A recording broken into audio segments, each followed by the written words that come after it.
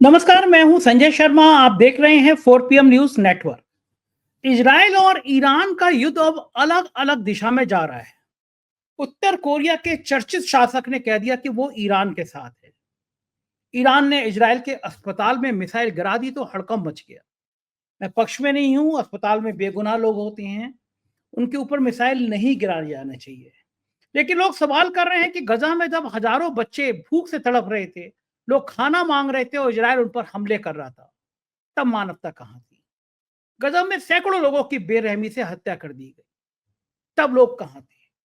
जाहिर है युद्ध हमेशा विनाश की तरफ ले जाता है, लेकिन ईरान के साथ में जिस तरह ताकत बढ़ती जा रही है, ईरान ने कह दिया हमें चिंता नहीं है, हम 3 साल तक लड़ाई लड़ सकते हैं। अमेरिका को लग रहा है भले वो मुनीर साहब को लंच करा दे और मुनीर साहब भले उनको नोबेल पुरस्कार के लिए, ट्रंप को नोबेल पुरस्कार की घोषणा कर दे, लेकिन मामला इससे कहीं आगे है। इजराइल और ईरान के बीच में क्या होगा, किसकी बाजी लगेगी, उससे ज्यादा चिंता हमारे प्रधानमंत्री की है। ट्रंप ने और अमेरिका ने प्रधानमंत्री नरेंद्र मोदी की जिस तरह से घेराबंदी कर दी है, जिस तरह से राजनीतिक अस्थिरता पैदा कर दी है, जिस तरह उनके 56 इंच के सीने पर सवाल खड़ा कर दिया है, उससे पूरी दुनिया में बेचैनी है और खास तौर से नोएडा के एंकरनियां बड़ा परेशान है।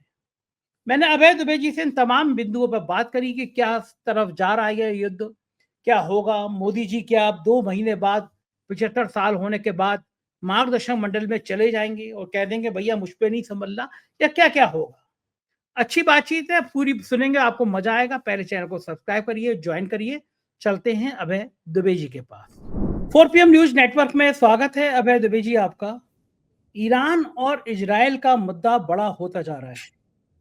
उत्तर कोरिया ने भी एंट्री कर ली और उत्तर कोरिया के नाम से सबकी जान तो सूखती सूखती है, लेकिन उत्तर कोरिया ने भी कह दिया, उनके चर्चित नेता ने कह दिया कि भाई हम ईरान के साथ हैं, उसको अकेला ना सोचें। उधर पुतिन ने चीन से बात करी और दोनों ने इजराइल के हमले की निंदा की। ईरान ने एक बड़ी मिसाइल इजराइल के अस्पताल पे दागी है। खराब बात है कि अस्पताल में बेचारे मासूम होते हैं, उनके ऊपर इस तरह मिसाइल का हमला करना, उनका तो युद्ध से मतलब नहीं होता जो अस्पताल में एडमिट होते हैं। लेकिन लोग कह रहे हैं कि जब गजा में लोग खाना मांग रहे थे तब इजराइल ने हमला किया, जब बच्चे बेकसूर थे उन पे हमला किया, बच्चे भूख से तड़प तड़प कर मरते रहे तो इजराइल ने हमला किया। लेकिन लड़ाई अब बड़ी हो गई है और ईरान को जितना कमजोर समझा जा रहा था, इजराइल और अमेरिका जितना कमजोर समझ रहे थे, उससे कहीं ज्यादा ताकत पे ईरान नजर आ रहा है। क्या लगता है आपको पूरे घटनाक्रम पर दुनिया का ये युद्ध किस दिशा में जाएगा? कौन भारी पड़ेगा, कौन हल्का पड़ेगा? क्या ये तृतीय विश्व युद्ध में बदल सकता है? क्या परमाणु बम का इस्तेमाल हो सकता है? तरह तरह की आशंकाएं, तरह तरह की बातें इस समय फिजाओं में गूंज रही हैं। और क्या लगता है ईरान और इजराइल में कौन भारी पड़ेगा भाई जी? देखिए, जहाँ तक ये युद्ध विश्व युद्ध में बदलेगा या नहीं बदलेगा, मेरी पक्की इसमें राय है कि इसमें विश्व युद्ध का कोई अंदेशा नहीं है। विश्व युद्ध का अंदेशा होने के लिए ज़रूरी है कि यूरोप के देशों के बीच में कोई संघर्ष हो। पिछले दोनों विश्व युद्ध हुए हैं, वो यूरोप के देशों के बीच में होने वाले संघर्ष के कारण ये विश्व युद्ध हुए हैं। दूसरे जो दूसरा विश्व युद्ध हुआ था 40 के दशक में, उस वक़्त युद्ध के तौर तरीके अलग तरीके के थे। उसमें सेनाएँ ज़मीन पर मार्च करते हुए जाती थीं, कदमताल करते हुए जाती थीं और दूसरे देश की ज़मीन पर कब्ज़ा करती थीं। उनकी राजधानियों पर कब्ज़ा करती थीं, उनके नेताओं को गिरफ्तार कर लेती थीं, उनको जेलों में डाल दिया जाता था या गोली से उड़ा दिया जाता था और पूरे के पूरे देश को फ़ौज के दम पर अधीनस्थ किया जाता था। हैं? आज वो स्थिति नहीं रह गई है। आज जो साम्राज्यवाद है, उसका किरदार बदल चुका है। आज साम्राज्यवाद को इतनी फुर्सत नहीं है कि वो पैदल सेनाओं को मार्च कराए, थल सेना को वहां मार्च कराए और वहां पे पूरे देशों के ऊपर कब्जा हो और वहां पे वो अपनी कठपुतली सरकार थोपे। ये सब उसकी जरूरत, ये बिना पैदल सेनाओं को मार्च कराए हुए भी हो सकता है। अब आप देखिए, पाकिस्तान पे तो अमेरिकी सेनाओं का कब्जा नहीं है, लेकिन पाकिस्तान की सरकार अमेरिका की कठपुतली है। अगर ट्रंप पाकिस्तान पे कब्जा करना चाहते, क्या जरूरत है उसका? तो ट्रंप का तो पाकिस्तान पे कब्जा पहले से है ही। आप इसराइल को ले लीजिए, अमेरिका को इसराइल पे कब्जा करने की क्या आवश्यकता है? इसराइल तो पूरी तरीके से अमेरिका निर्भर है। हर चीज अमेरिका ने जिस दिन अपना हाथ नीचा किया है इसराइल, उसी दिन सब मध्य पूर्वी देश जो है इसराइल को खत्म कर देंगे। इसराइल पूरी तरीके से अमेरिका पर निर्भर है। अब आप देखिए, भारत अब भारत और अमेरिका के रिश्तों को आप देखिए, भारत अपनी तरफ से दोस्ती के दावे कर रहा है, अपनी तरफ से मोहब्बत की आहें भर रहा है अमेरिका के प्रति। अमेरिका को इसमें कोई इंटरेस्ट नहीं है कि वो उसी तरह से जैसे 2 आशिक और माशूक एक दूसरे को देख के आहें भरते हैं, उस तरह केवल अमेरिका एक तरफ़ा मोहब्बत है ये भारत की। तो ये आजकल प्रभुत्व स्थापित करने के तौर तरीके बदल गए हैं और जब ये तौर तरीके जब वास्तव में युद्ध शुरू हो जाता है 2 देशों के बीच में, तो इस युद्ध इस इंटरनेशनल रिलेशंस के सिद्धांत के मुताबिक इस प्रकार के तौर तरीकों में दिक्कत आती है। उस वक़्त बड़े नेता सक्रिय होते हैं, समझौता कराते हैं और उसमें किसी एक पक्ष को दबा देते हैं, एक पक्ष को उठा देते हैं। इस वक़्त यूरोप की और अमेरिका की, दोनों की कोशिश ये है कि इज़राइल के हाथ को भारी कर दिया जाए, ईरान के हाथ को कमज़ोर कर दिया जाए। जैसा उन्होंने गाज़ा पट्टी में वो कर चुके हैं एक बार। इसी बात को ईरान के बरक्स करना चाहते हैं। लेकिन जो ईरान के समर्थक हैं, उनका कहना है कि हम ऐसा नहीं होने देंगे। चीन ईरान के साथ है, रूस मोटे तौर पे ईरान के साथ है। देखो चीन और रूस की बहुत अच्छी दोस्ती है। जब पुतिन ने यूक्रेन पे हमला किया था, तो चीन ने स्पष्ट रूप से सारी दुनिया यूक्रेन का समर्थन कर रही थी, लेकिन चीन ने स्पष्ट रूप से पुतिन का साथ दिया था उस वक़्त। तो शी जिनपिंग और पुतिन, ये दोनों ही अयतुल्लाह खामेनी के साथ हैं। और अब उत्तर कोरिया भी निकल कर आ गया है। उत्तर कोरिया एक फौजी किस्म का देश है पूरी तरीके से। उत्तर कोरिया का महत्व केवल इसलिए है क्योंकि उसके पास एक एशिया के अंदर एक ऐसी फौजी ताकत है जिसकी अभी तक परीक्षा नहीं हुई है, लेकिन दावा लोगों का ये है कि काफी बड़ी फौजी ताकत वो है। ये किम इल सुंग ने उत्तर कोरिया का जो मौजूदा ढांचा है पूरा देश का, ये पूरा किम इल सुंग एक नेता हुआ करते थे, उनका स्थापित किया हुआ है। उन्हीं के परिवार के, उन्हीं के मेरे ख्याल से किम जोंग इल जो है, उसी वंश के हैं। और वो इस वक्त उत्तर कोरिया, अब आप अगर किम इल सुंग की तस्वीर देखें और उनकी तस्वीर देखें तो आपको यही लगेगा कि दोनों बिल्कुल एक ही परिवार के, एक से ही लगते हैं दोनों देखने में। उन्होंने खुलकर ईरान का साथ दे दिया और यही तक कहा है कि हमारी सेनाएं तैयार हैं आपके पक्ष में लड़ने के लिए, और अमेरिकी सेनाओं ने अगर इसमें हस्तक्षेप किया तो हम देख लेंगे इसको।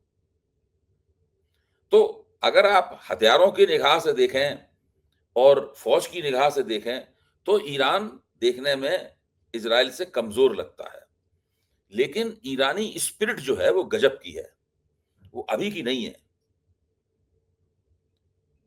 ईरान जो है वो बहुत बड़ी चीज है, बहुत बड़ी सभ्यता है, बहुत पुरानी सभ्यता है।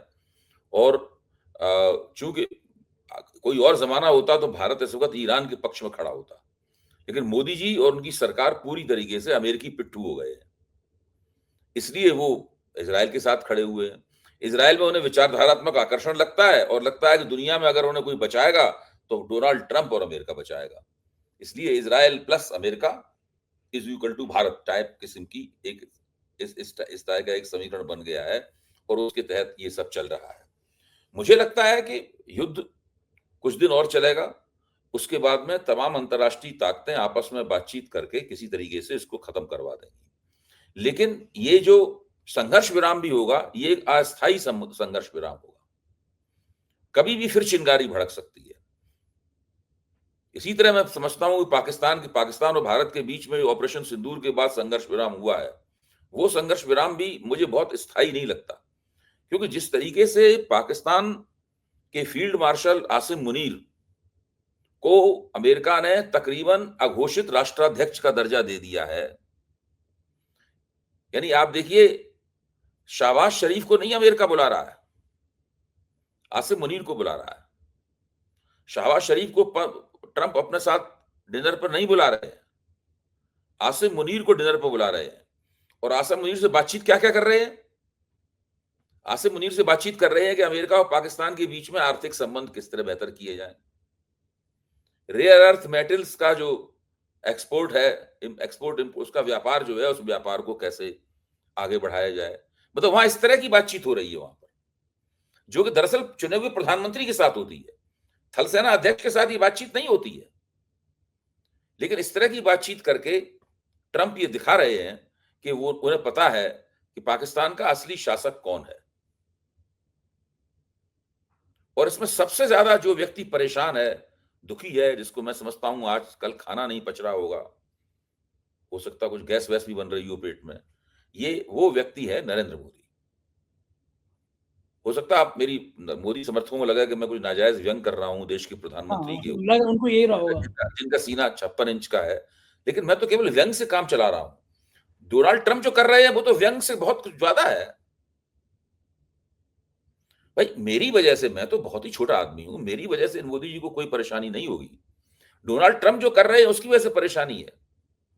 आप सोचिए ऐसा क्या संबंध है मोदी और ट्रंप के बीच में कि ट्रंप जो बयान देते हैं उन बयानों का मोदी सार्वजनिक मंच से खंडन नहीं करते।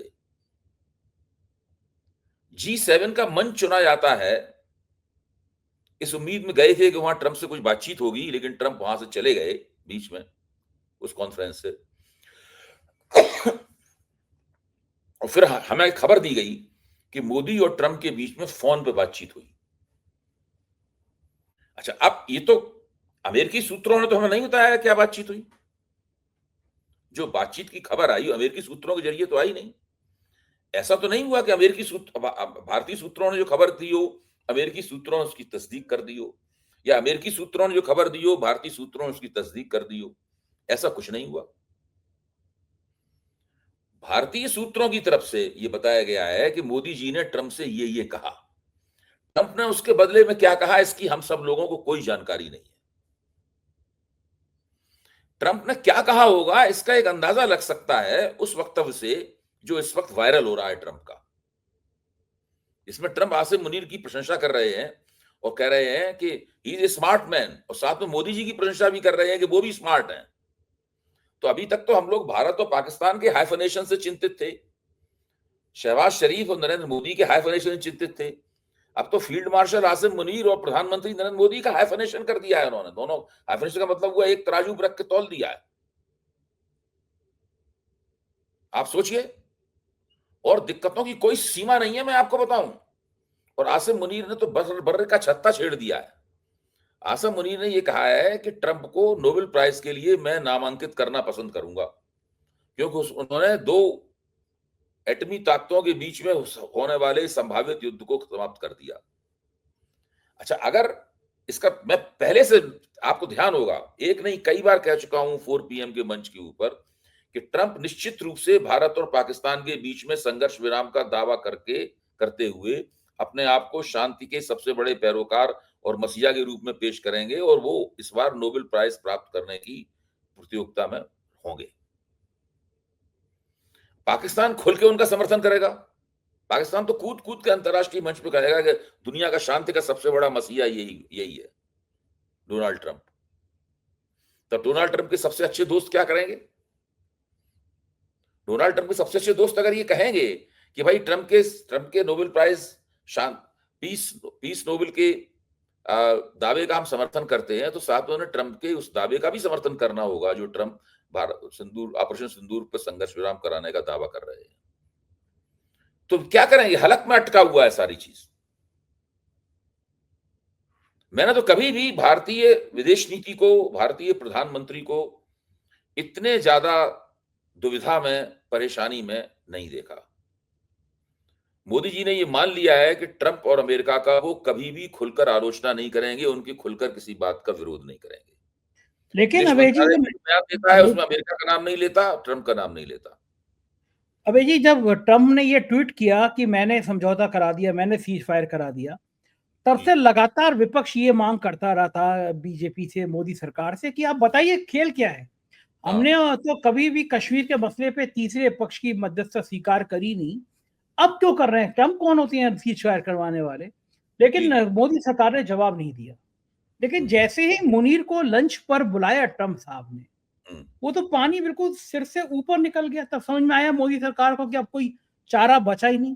तब विदेश मंत्रालय के प्रवक्ता ने बयान दिया और उसके तुरंत बाद ट्रंप ने अमेरिकी जो सेंट्रल कमांड है उसके जो चीफ हैं जनरल कुरिल्ला, उन्होंने मुनीर को उसके अंदर एक अतिथि बनाकर बुलाया और साथ में कहा कि ये एक आतंकवाद के खिलाफ लड़ने वाली असाधारण शख्सियत है। ये कहा, आप सोचिए। दिल्ली के हालात जनरल कुरेला ने जो कहा है, उसका तो आज तक भारत ने जवाब ही नहीं दिया है। खंडन बिल्ली भी के नहीं हाथों किया। में, वो कहावत है ना कि बिल्ली के हाथों में चूहे की रखवाली। हुँ। अब मुनीर मुनीर आतंकियों की बात करेंगे, है ना? मुनीर कहेंगे। ये तो अभय जी बिल्कुल वैसे ही है कि मतलब किसी चोर से कह दिया जाए कि तुम रखवाली करोगे। ज़ाहिर-सी बात है कि अगर मुनीर ये करेंगे और मुनीर हुँ। अगर आतंकियों के खात्मे की बात अमेरिका करेगा तो ये तो बड़ा शॉकिंग है। किसी के लिए भी शॉकिंग है कि मुनीर के लिए अमेरिका इतना सम्मान क्यों दे रहा है। लेकिन भारत के सामने बड़ी समस्या ये है कि अब जब मुनीर को इतना महत्व दे दिया गया, तो भारत करे तो करे क्या? प्रधानमंत्री जी करें तो करें क्या? एक ऐसे गले में रस्सी फँस गई है अभय जी, जिसका निपटारा निकल पा रहा। आपको क्या नहीं, लग रहा है ये प्रधानमंत्री भारत चाहे तो 1 सेकंड के अंदर से रस्सी को तोड़ के फेंक सकते हैं। कैसे कैसे प्रधानमंत्री क्या करेगा? भाई 1 सेकंड के अंदर उनको स्पष्ट रूप से, चाहे तो G7 के मंच पर, वो तो अब मंच रहा नहीं, अब खत्म हो गया। अब भारत आकर उन्हें स्पष्ट रूप से एक सार्वजनिक बयान जारी करना चाहिए और कहना चाहिए कि ट्रंप ने जो कुछ सब कहा है, मैं सब उन बातों का खंडन करता हूँ, उसका कोई मतलब नहीं है। तो अभी फिर तक मैं लिहाज़ कर रहा था। मोदी जी कर क्यों नहीं पा रहे? क्या कारण है? क्या कमजोरी है? प्राइम मिनिस्टर नहीं कह पा रहा उसका कि ये ट्रंप किया है? उसकी एक सबसे बड़ी उसकी एक एक वजह भी है। उसकी क्या? वजह ये है कि इस वक़्त एशिया प्रशांत क्षेत्र में भारत एक अजीब से संकटग्रस्त स्थिति में फँस गया है। और ये इसमें पिछले 10 साल की विदेश नीति की ही भूमिका है भारत की। एक विफल विदेश नीति जो है ना, इसके अंदर हुँ, कोई दूरंदेशी नहीं थी, नहीं है, हुँ, उस विदेश नीति की भूमिका है। संकट में फँस गया है। इसमें सारे लोग भारत के जो दोस्त होने का, जिससे नरेंद्र मोदी को उम्मीद थी कि वो भारत के प्रति दोस्ती व्यक्त करेंगे, वो भारत की मदद करेंगे, उन सब लोगों ने अपना हाथ पीछे खींच लिया है। न केवल हाथ पीछे खींच लिया है, बल्कि वो पाकिस्तान के प्रति हमदर्दी जता रहे हैं, पाकिस्तान की खुल के मदद कर रहे हैं, पाकिस्तान को बड़ी करोड़ों अरबों डॉलर की आर्थिक मदद दिलवा रहे हैं और रूस पाकिस्तान को आर्थिक मदद दे रहा है। चीन तो पहले से ही पाकिस्तान को आर्थिक मदद दे रहा है, खुलकर पाकिस्तान के साथ है। अमेरिका ने पाकिस्तान की पीठ पे हाथ रख दिया है। इन सब बातों की नरेंद्र मोदी को उम्मीद नहीं थी। अगर इस मौके पर नरेंद्र मोदी लड़ जाएंगे अ, अमेरिका से और ऐसा कोई बयान दे देंगे जिससे डोनाल्ड ट्रंप चिढ़ जाएं और नाखुश हो जाएं, तो दरअसल ये इनके हाथ में कुछ भी नहीं रह जाएगा। ये बहुत ही बुरी स्थिति में पहुंच जाएंगे। पूरी तरीके से भारत अकेले में पड़ जाएगा और नरेंद्र मोदी नहीं चाहते कि भारत अकेले में पड़े। हालांकि जो हो रहा है वो सब उन्हीं की विदेश नीति की नाकामियों का फल है। भारत के कोई पड़ोसी भारत के साथ नहीं है। इससे ज्यादा अकेलापन भारत ने कभी भी नहीं महसूस किया होगा जो इस वक्त भारत महसूस कर रहा है। अभय जी अच्छा, मेरा अगर सवाल ये अगर ये चल सकता था, चल सकता था, इससे मोदी को नुकसान नहीं होता। अगर ये पहलगाम वाली घटना नहीं हुई होती और उसके बाद ऑपरेशन सिंदूर नहीं हुआ होता। ये घटना हो जाने के बाद से जो घटनाक्रम चला है, उसने सारी दिक्कत और परेशानी पैदा की है। अभय जी मुझे बताइए कि ये तो एक और बड़ी बात हो गई, जैसे पहले घटना हुई थी, हम लोगों ने स्ट्राइक कर दी, पाकिस्तान रिएक्ट नहीं कर पाया तो हमने उसको बहुत कमज़ोर समझ लिया, बच्चा समझ लिया। हमारे प्रधानमंत्री थोड़े बड़बोले टाइप के तो हैं ही हैं, उन्होंने बयान दे दिया कि अब ये युद्ध खत्म नहीं हुआ है, अभी अभी रुका है, वो खत्म नहीं हुआ है ऑपरेशन सिंदूर। अब भविष्य में कोई भी अगर आतंकी घटना होगी, उसे युद्ध समझा जाएगा।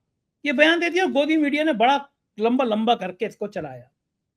ईश्वर ना करे कि किसी आतंकी की इतनी हिम्मत हो जाए कि वो भारत की सरजमीन में घुस पाए। ईश्वर करे कि हमारी सीमाएं इतनी सुरक्षित हो जाएं, इतनी मजबूत हो जाएं कि कोई घुसपैठ ना हो पाए। लेकिन फिर भी अगर मुनीर कोई दोबारा ऐसा षड्यंत्र करते हैं, फिर कोई आतंकी घटना कराने की कोशिश करते हैं या करा देते हैं, तो क्या भारत फिर से पाकिस्तान पर युद्ध कर देगा, अटैक कर देगा? हमने तो कहा मुझे लगता है संजय जी, ये सवाल तो है ही, जो आप सवाल उठा रहे हैं, सवाल जायज़ सवाल है। बहुत लोगों ने सवाल उठाया है कि क्या किसी भी आतंकवादी घटना के जवाब में भारतीय सेनाएँ पाकिस्तानी तरफ कूच कर देंगी? ये भारतीय हवाई जहाज पाकिस्तान के ऊपर आसमान में जाकर मिसाइलें दागने लगेंगे, गोले बरसाने लगेंगे, बम बरसाने लगेंगे। तो वो तो कभी भी, वो तो बात है ही आप जो कह रहे हैं।